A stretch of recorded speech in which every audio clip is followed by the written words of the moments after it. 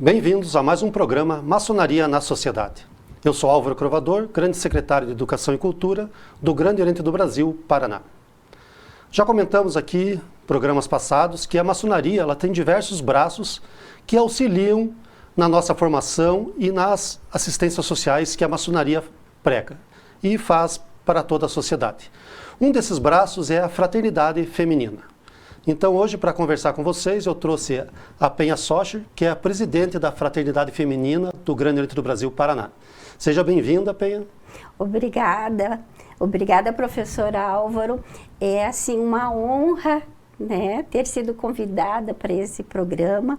A fraternidade fica, assim, muito agradecida em poder informar um pouquinho do que é a fraternidade. Legal. É importante, né, nós passarmos para a sociedade tudo que está permeando a maçonaria. E a fraternidade feminina é uma que está intimamente conectada, né? Todas as ações sociais que vocês praticam, isso depende muito de como a sociedade vê a maçonaria. Então, na verdade, é nós que agradecemos ao trabalho que vocês fazem. Ai, muito então, obrigada. Vamos mostrar então para a sociedade hoje como que funciona a fraternidade feminina. Se quiser, eu sou professor, então eu gosto sempre de voltar lá na história e começar a remontar assim e ir construindo, né, o pensamento. Então, se quiser falar para nós como começou a fraternidade. Claro, inclusive como eu também sou graduada em licenciatura em História, né? Então eu gosto muito dessa parte histórica. Então, a Fraternidade Feminina Cruzeiro do Sul, porque esse nome tem todas as fraternidades, Cruzeiro do Sul. Ela foi criada na Constituição do GOB em 1967.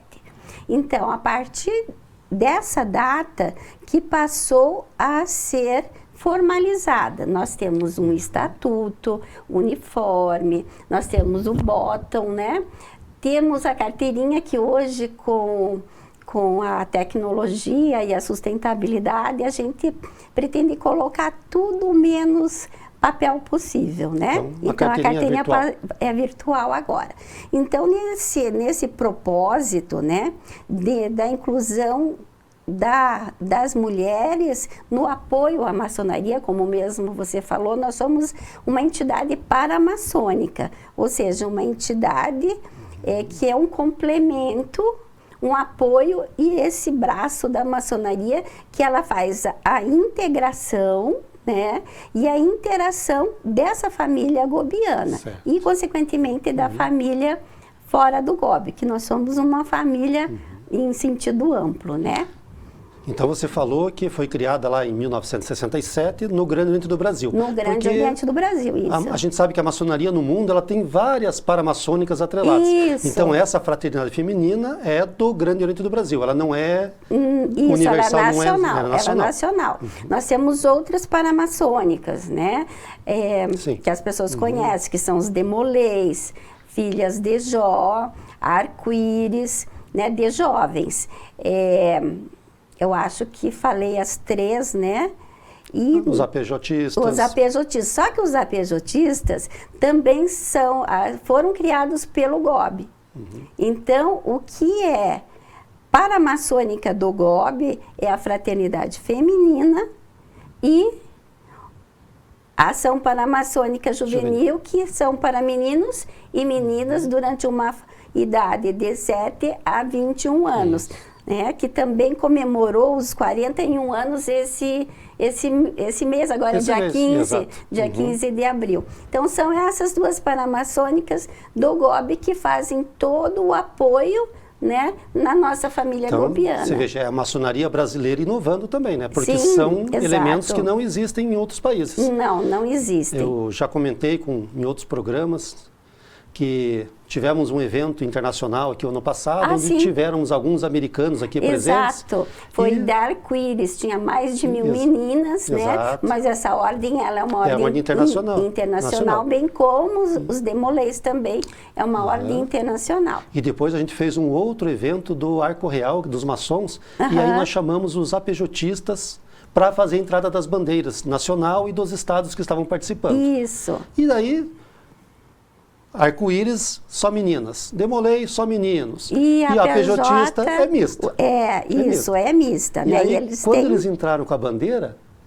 Tinha 5 americanos lá, os grão-mestres dos Estados Unidos estavam aqui, e eles ficaram olhando, né? Poxa, mas está entrando uma menina com o mesmo uniforme de um menino. Isso, E lá, nossa, é tudo separado. Então ele veio perguntar, né, para nós depois, escuta, mas a gente explicou, não, a PJ foi criada no Brasil e como a gente visa integrar todos, foi feita uma agremiação mista, que é para promover justamente essa união. Aí o que o americano falou? Puxa, como não pensamos isso antes? Que legal. Mas vamos voltar para a fraternidade, então, né? Vamos lá. Então, a fraternidade, ela atua na beneficência e na assistência social. Mas, assim, é para a atividade de beneficiário carente. Mas como que eu vou te colocar o que é esse carente? É o carente do carente, onde o poder público ainda não chegou para fazer o acolhimento dessas pessoas, né? E é muito interessante porque é uma situação multidisciplinar. Não é só fazer o projeto, não é só entregar aquele produto de bens duráveis para a pessoa beneficiária, mas sim fazer toda aquela observação do indivíduo, fazer a valorização do indivíduo. É uma manutenção do projeto. Isso. Então, seria, assim, o acolhimento e o apoio a ele. Porque a nossa missão é esse desenvolvimento do cidadão e do meio ambiente, propriamente dito, sabe? Então, há todo esse envolvimento na sociedade junto com o beneficiário carente. E como funciona a estrutura da fraternidade? Como que ela é organizada? A loja nós temos lá o venerável, depois temos o grão-mestre, temos um grão-mestre geral, e a fraternidade como que se estrutura? Então, nós temos semelhança com a maçonaria, né? Porque nós também somos um braço dessa maçonaria. Nós não somos iniciáticas, certo? E não há necessidade de registro, não há necessidade de CNPJ, né? Então, nós somos um grupo de mulheres que fazem o trabalho voluntário e beneficente junto à maçonaria e junto à sociedade, né? Então, como que a gente funciona? Como a gente é ligada a um maçom, a gente é ligada a uma loja, que a gente chama fraternidade local, né? Então, assim, a minha raiz é numa fraternidade aqui de Curitiba, certo? Aí todas essas fraternidades, elas são vinculadas ao seu estado, exemplificando aqui o estado do Paraná, onde eu sou a presidente da fraternidade do estado do Paraná. Então, a gente apoia as fraternas de nosso estado e dos demais estados também, né? E a gente também apoia a nossa nacional, que é o nível nacional, certo? Então, quando é feito um pedido de registro de uma fraternidade, quem emite essas carteirinhas, o registro, é a nossa nacional, por meio do nosso envio para lá. Deu para entender mais ou menos? Vocês fazem a gestão. Então, nós fizemos cada loja a gestão. tem uma fraternidade feminina. Isso. Essas fraternidades se unem sobre o guarda-chuva seu, da fraternidade feminina Cruzeiro do Sul do Cobre, Paraná. Isso em cada estado. E depois também reporta a uma instância geral. Isso. Exato. E assim, não significa que as coisas são segregadas. Pelo contrário, elas são assim, mãos dadas, mais ou menos, para você entender. Porque eu posso estar em duas fraternidades. Eu posso estar na fraternidade local e na estadual, né? No meu exemplo, eu estou na local, eu estou aqui como presidente da estadual e sou secretária da nacional. Então, a gente faz todo essa união, que a gente chama, né, de vamos integrar. E quando acontece alguma coisa, um SOS, como foi das enchentes no Rio Grande do Sul, nós apoiamos lá a fraternidade de lá, como a gente puder, com o que nós estivermos, e também com a mão de obra de voluntariado. As fraternas do Brasil inteiro, todos os estados, quando tem um problema grande, se unem para solucionar aquele problema. Exatamente, é assim que a gente atua, né? E isso é ser fraterno, né? Isso Exato, isso é tanto que a fraterno. gente a gente verbalizou, né? Porque é uma ação. Então a gente usa agora o termo vamos fraternar, né? Então a gente utilizou Legal. um verbo para poder dar ação a isso que nós fizemos. Logo esse verbo entra no dicionário Aurélio, então. Pode ser, né? Pode ser, mas Boa. assim, no interno é muito usado já. Né? Vamos fraternar significa vamos fazer um planejamento, vamos ajudar, vamos beneficiar, né? Vamos fomentar a cultura naquele bairro, naquela comunidade e por aí vai, né? Então, quem quiser formalizar uma fraternidade, o É processo só- é bem simples, como você É falou. muito simples, Entre em é só entrar em contato com o VM, Venerável da loja. Venerável Mestre da loja, e daí inicia-se, porque muitas já são fraternas, né? Porque ser fraterno é uma coisa íntima. Voluntariado é uma coisa íntima. Sim. Então, eu digo assim, uma vez que você começou no voluntariado, aquilo te inspira cada vez mais, né? Então, é assim, prazeroso de você conseguir unir o carente, o não carente, o conhecimento, o aprendizado, porque faz aquele entendimento do todo, né? Brinquei aqui com o Ariel uma vez, que é nosso secretário de Beneficência, Aham. Assistência e Previdência, né? Sim. Falei, puxa, você que faz tudo isso, então você deve ganhar bem, né? Teu Não. salário é bom, né? Igual o seu. Aí você participa da fraternidade da sua loja, da estadual e da nacional. Então você ganha 3 salários. Na verdade, assim... Na verdade, o pagamento é isso que você falou. O pagamento é essa satisfação de poder ajudar, né? É poder contribuir para a melhoria da sociedade mesmo. Aliás, esse é o nosso propósito, né? Contribuir isso. para a melhoria da sociedade no que aquela comunidade, aquela pessoa ou aquela instituição precisa, né? Porque a gente tem que entender qual é a necessidade dele. E não que eu acho que é a necessidade dele. Esse é o diferencial, porque às vezes existe muito imaterial, existe muito o conforto da pessoa, o abraço, às vezes é mais acolhedor, reconfortante do que aquele produto que você imaginaria que fosse o melhor, né? E não tem melhor pagamento do que isso, né? Não, a gente poder ver a satisfação, na verdade, o sorriso na pessoa de quem está recebendo. Exatamente. Eu digo assim, que ser fraterna é um abraço, né? E, consequentemente, o voluntariado. Então, é muito gostoso a gente poder ver a pessoa sorrindo ou entender que aquilo a gente contribuiu um pouquinho para que melhorasse a sociedade. Uma dúvida que a gente sempre ouve falar por aí, daí eu acho que você podia esclarecer também aqui, só as mulheres dos maçons daquela loja podem fazer parte da fraternidade. Ou eu tenho lá uma vizinha, uma amiga minha, uma professora que trabalha comigo, que ela viu aquilo e acha legal. Ela pode participar também? Acho que isso é importante esclarecer. Né? Então, assim, num passado era isso que você falou, que eram só as esposas dos maçons, né? Hoje não. Hoje pode ser qualquer pessoa, qualquer senhora, mulher, jovem, né, que tenha assim um vínculo ou uma apresentação de um cunhado, porque da gente quando faz o cadastro tem que informar qual é o maçom que indicou, certo? Então pode ser a mãe, tia, enteada, namorada. Pode ser aquelas meninas também das filhas de Jó, né? Da APJ, da Arco-Íris. Então, que tenha um vínculo com a maçonaria, né? Então, seria isso. Não fica restrito somente às esposas dos maçons. Não fica. Só para esclarecer, porque às vezes o pessoal fica com essa dúvida e vem perguntar para a gente. Então, é importante nós pontuarmos não é necessário.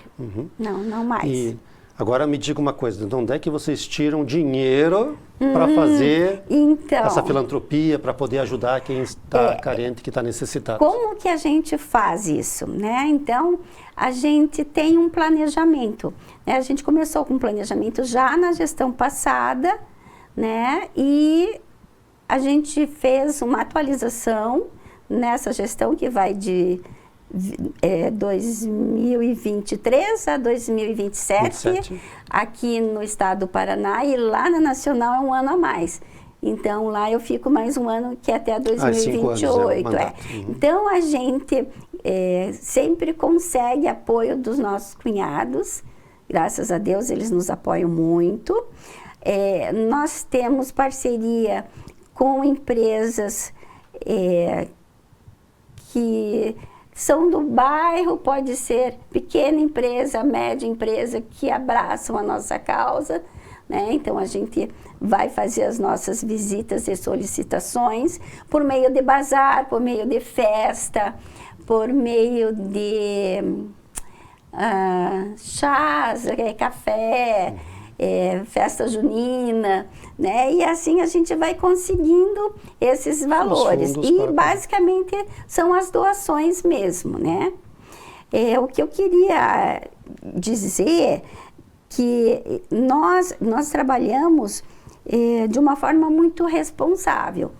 E a gente está alinhada aos mesmos princípios que a maçonaria está alinhada, né? Que seria esse planejamento que é denominado ESG, certo? Que é a parte ecológica, a parte social e a de governança. Hoje isso está em voga, né? Então, o GOB Paraná foi o primeiro potência maçônica, aderir às ODS, ao ESG, né? Então, vocês estão juntos nesse processo também, né? Isso, nós estamos juntas nesse processo. E assim, a gente permeou 7 campanhas.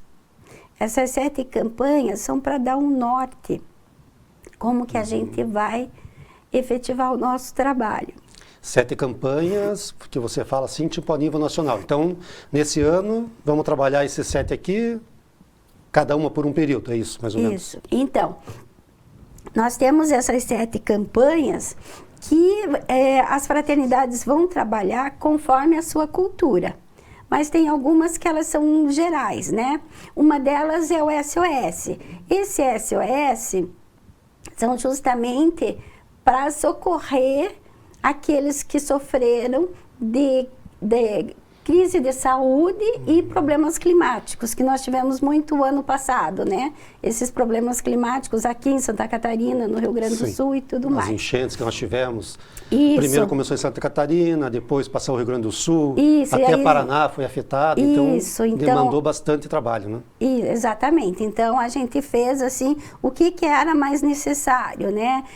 Produtos de higiene, alimentação, remédio, a gente armazenou bastante para ser entregue. Então, a gente verifica o que está precisando naquele local. Às vezes a gente não consegue chegar, então a gente tem que fazer de uma outra forma, né? Que é por meio de envio de verba para fazer assim, a carência da carência, até o poder público chegar até lá. Então, essa seria a ação assim para todos em caso de emergência. Agora, acho que um ano passado teve aqui, depois teve em Minas, né? Tivemos problemas lá no Acre também, né? Faz um mês. Sim, então, a gente vai socorrendo da forma que pode. Petrópolis teve aquele desabamento grande em 2022, né? Se não me engano, também foi. Ubatuba também, a gente Ubatuba teve. No ano seguinte também. Então, assim, coisas que a gente não pode... É na hora, né? É na imediato. Hora, é o SOS mesmo. Aí a gente tem outro tipo de campanha, que é a campanha de Natal. Né? A campanha de Natal a gente prepara ela de novembro para entregar lá pelo dia 15 de dezembro. A gente tem a campanha do inverno, que já está em andamento, e a gente entrega isso mais ou menos dia 27 de abril, que é o período assim que vai começar o inverno, né? Mesmo. Para as pessoas já estarem seguras que não vão passar frio. Mas essa campanha do inverno não significa que é somente aqui no sul, certo? Porque tem outras condições para o Nordeste que a gente não está familiarizado, mas também necessita da campanha de inverno, né? Além disso, nós temos a equidade de gênero, né? Para a igualdade dos homens e mulheres. Nós temos a campanha da alimentação saudável e nutritiva. Nós temos a campanha da saúde física, mental e para o bem-estar. E temos a campanha da educação, né, inclusiva e de boa qualidade para todos. Eu acho que basicamente eu lembrei dessas. Mas são muitos projetos que vocês que estão desenvolvendo continuamente, né? Continuamente, né? Então, assim, e às vezes as fraternidades, elas fazem mais de um projeto. Sim. Né? E fazem ações também. Então, elas fazem o cronograma delas e nós vamos nos inspirando e vamos apoiando essas fraternidades, né? E com base nisso, nós temos o Fundo Fraterno. Esse Fundo Fraterno, ele é fomentado com doações de voluntárias de pessoas físicas e jurídicas. Pode ser doação mensal, pode ser doação única, pode ser anual. E né? como faz para fazer essa doação? Tem um procedimento, tem uma conta? Faz um cadastro, né? E tem uma conta que é do Fundo Fraterno, certo? Daí a pessoa faz o depósito, a gente não emite boleto, ela tem É uma doação simplesmente, né? É uma doação simplesmente. E aí esse valor fica lá nessa conta e a fraternidade é co-gestora desse Fundo Fraterno. Ou seja, ela recebe os projetos conforme a necessidade local, né? E aí a gente faz uma análise, existe uma lei, existe uma legalidade para a gente conferir que a pessoa tem que ser carente, pode ser pessoa física, pode ser pessoa jurídica e não pode ter nenhum vínculo com o poder público, né? Para usufruir desse Fundo Fraterno. Isso, como eu disse. E uma fraternidade feminina de uma loja lá, que ela tem um projeto grande e ela não conseguiu todos os recursos. Ela também pode captar do fundo? Claro, exatamente isso que você falou. Né? Então, aí a gente passa esse projeto para a liberação do valor necessário conforme descrito ali. E quem vai autorizar, na verdade, são os doadores do Fundo Fraterno, que daí eles fazem uma votação e se tiver mais que 50% de votação, passa para a liberação do produto, desse bem durável, né? Para a pessoa direta, a gente não entrega em dinheiro. Entrega o bem, sim. Você entrega o bem. O produto. Tá? Então, seria mais ou menos isso. No caso, para a pessoa física, são 10 salários mínimos, dá em torno de, no máximo, R$14.120, né? E para a pessoa jurídica, são 25 salários mínimos. Creio que deve estar mais ou menos 35 mil, mais ou menos. Né? Então, a gente tem vários cases que já receberam Fundo Fraterno, mas, assim, esse Fundo Fraterno vem de doações e essas doações revertem em qualidade de vida e sustentabilidade e desenvolvimento do cidadão, né? Exato. Então isso é importante, né? Vocês fazerem essa gestão, porque senão vem lá, eu quero comprar esse negocinho aqui, eu quero fazer um projeto que às vezes não é relevante, né? Então é importante essa gestão que vocês fazem também do Fundo Fraterno. Isso, para exato. destinação correta dos fundos, né? É assim, para quem precisa, tudo é relevante, né? Mas tem que ver se ele está inserido nessas normas, né? Vamos supor assim, que uma pessoa queira fazer uma construção num terreno, mas aquele terreno é invadido, eu já não consigo fazer, porque a gente tem que respeitar outras normas, leis, né? Que não posso ajudar alguém que está nessa condição. Certo? Perfeito. Que daí não depende de mim, daí já vai depender do poder público. Aí os exemplos seriam assim, liberação de uma cadeira de rodas conforme informação médica, que aí tem todo esse contexto, tem todo esse contexto multidisciplinar, como é a cadeira, que tipo de cadeira, quanto tempo vai usar essa cadeira e tudo mais, prótese, né? E dando alguns exemplos, né? Nós temos fabricação de fralda geriátrica para idosas carentes. Então, a gente fez a liberação da máquina para produção e as voluntárias da loja fazem mensalmente e entregam para essas idosas carentes que não têm condições de fazer essa compra, né, e dar um alívio também, né, para a instituição. Nós temos um outro exemplo que é aulas de violão, que elas solicitaram a compra de violões, porque estava faltando um número de violões, e elas tinham o professor, tinham o local e tinha o público que queria, né, e hoje elas dão aula de violão para o contraturno. E né? essa aula é para crianças, é para adolescentes, é para adultos? Então, tem uma faixa de idade, né, que a criança tem que ter mais ou menos uma faixa de 9 anos, até, eu creio que esse projeto é até 16 anos, né, que ela tem que entender um pouquinho, tem que saber ler, né, para poder entender. Mas é um projeto importante, porque é uma faixa etária que de repente a criança está sem ocupação. Exatamente. E estamos tirando essa criança da rua, né? Tá dando uma instrução para ela, uma futura profissão, quem sabe, vai virar um músico importante. Então são duas coisas, né? O conhecimento por meio da música, né? O tirar do descaminho, né? Sair das ruas, estar no contraturno.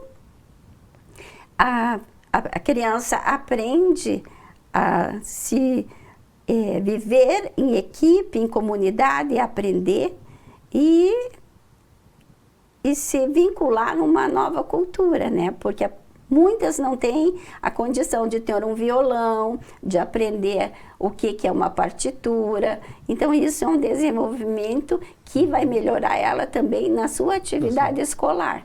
Exato. Né? E aquilo, né? São vários fatores, né? Tiramos da rua, dá uma instrução. A própria aula pode, como você falou, é uma aula de cultura. Eu posso trazer um poema, uma música, mostrar quem escreveu aquela música, o conteúdo daquela música, aquela poesia. Isso, exatamente. Então, tem todo um por trás. Conhecimento, né? Por que foi feito, porque aí ele entende como é que foi escrito. A gente teve na apresentação de final de ano, e foi muito interessante, porque tinha umas crianças assim, bem jovenzinhas, né?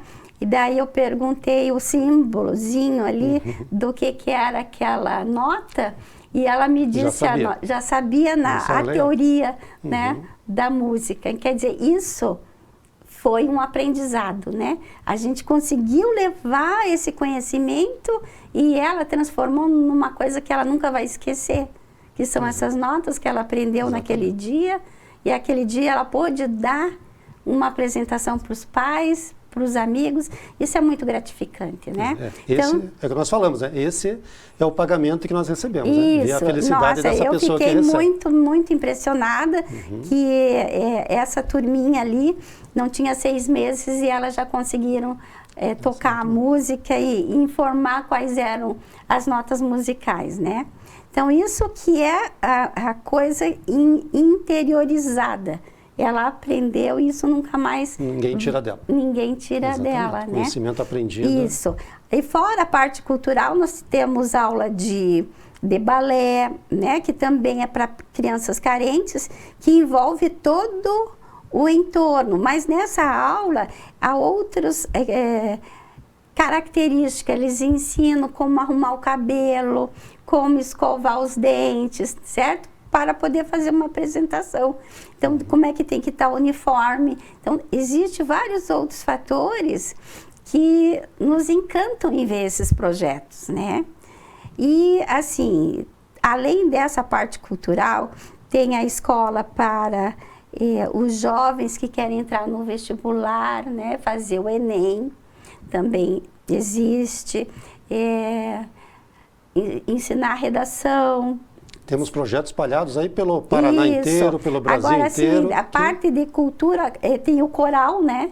O coral lá do Uberaba Canta, que vem por meio, outro item que eu esqueci de dizer, que é aquela parte que você coloca no imposto de renda para reverter em ações... A renúncia fiscal para poder essa renúncia fiscal para poder reverter o aprendizado ou a saúde, né? Essas coisas. Então, é outra fonte de renda.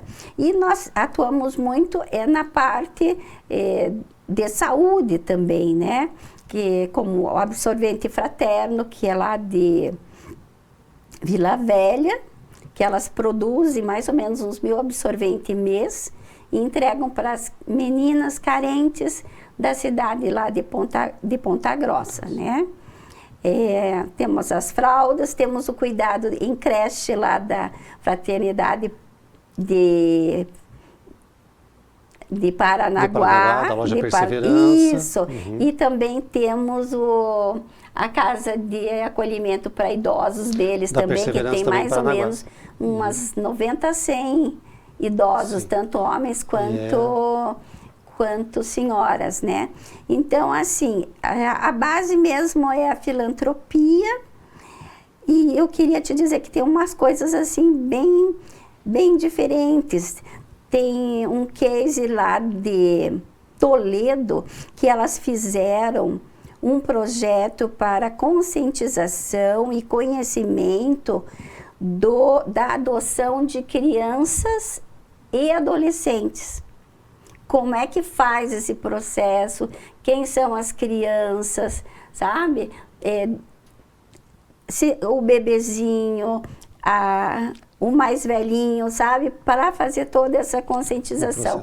E esse dia, que foi o dia da adoção, estavam presentes mais de 400 pessoas. E o interessante é que a gente, quando faz o retorno para ver o resultado, melhorou, assim, a retirada da criança para uma família em 20%.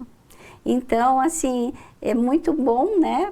Porque pouco a pouco a gente vai fazendo o nosso propósito. Tem uma professora que trabalha comigo lá, que ela é do serviço social, e ela sempre fala, né, que o problema, assim, da adoção é complicado. Porque as pessoas vão lá, ela não sabe o que ela está fazendo, adota a criança e de repente quer devolver, né? Pô, não é um produto que eu comprei e não gostei e vou devolver. Isso, exatamente. Então, acho que essa parte, a conscientização, é muito importante. A conscientização é muito importante, porque, na verdade, ela leva o ano inteiro. Só que tem um dia que é demonstrado tudo de uma forma mais profunda, né? Apresenta os casos, como é que é feito, o que não deve ser feito. Então, é bem legal. Nossa, importantíssimo isso. Então, é mais um serviço que se expressa para a sociedade. Mas tem, assim, coisas bem diferentes. Agora, dia 14, a gente liberou um livro para conscientização de atendimento de emergências em pessoas com autismo. Então, a gente patrocinou, apoiou esse major, que o nome dele é o Major Murilo Sink, lá de Cascavel, e esse livro exatamente para o cuidado no atendimento médico. Certo? Então, ele vai atuar na sociedade como um conhecimento, né? Para que a pessoa que está sendo atendida seja incluída nessa mensagem que o livro nos traz e na informação que ele nos traz, né? Então, ele já está sendo iniciada a apresentação, foi iniciada a apresentação lá em Cascavel, e no Corpo de Bombeiro, nas Forças Auxiliares, como a Polícia Civil, Polícia Militar, né? E guardas municipais, escolas, para que tenha um atendimento humanizado para esse tipo de transtorno, né? Você vê, né? Tantos projetos que você trouxe para nós aqui, nos mostrou, apresentou como funciona a fraternidade, todos esses projetos, a gente vê que é uma gama muito variada, né? A gente sai desde a necessidade básica lá, teve uma enchente, a gente tem que levar no mínimo água e comida para aquela pessoa porque ela não tem nada. Isso. Até um projeto de um livro, de uma conscientização, de um processo de adoção, como funciona. Então, Isso. a gente pode deixar aqui o convite para quem está assistindo, para quem participa das fraternas, para quem deseja participar, para se engajar nesses processos, porque cada um tem a sua ideia, tem a sua forma de participar, de nos ajudar. Isso. Então, acho que esse é um recado bom para a gente deixar aqui hoje para a nossa sociedade, né? Exatamente. Então, a gente está à disposição de todos, né, que queiram conhecer a fraternidade. A gente fica lá na sede do GOB, a Fraternidade Estadual.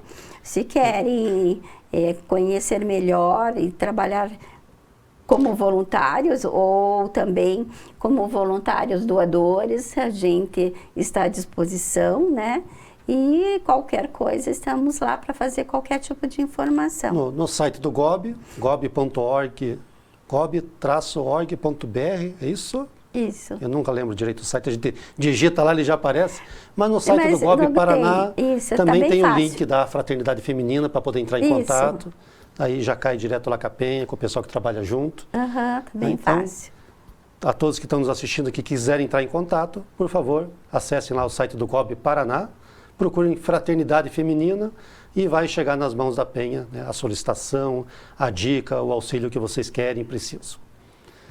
Penha, só tenho a agradecer você trazer hoje essa mensagem aqui de como funciona, mostrar para a sociedade toda essa filantropia que você, todas as fraternas fazem. E, em nome dos maçons, também agradeço, né? Porque a gente faz um pouco, mas a gente percebe que as fraternas fazem muito mais do que os próprios maçons fazem. Então, fica o nosso muito obrigado aqui também. Eu que agradeço muito e agradeço essa oportunidade, agradeço todos os cunhados pelo apoio à fraternidade, agradeço todas as paramaçônicas que sempre nos ajudam. E assim, juntos nós somos mais fortes, né? Muito obrigada. Obrigado. Muito obrigado pela audiência. Até o nosso próximo programa.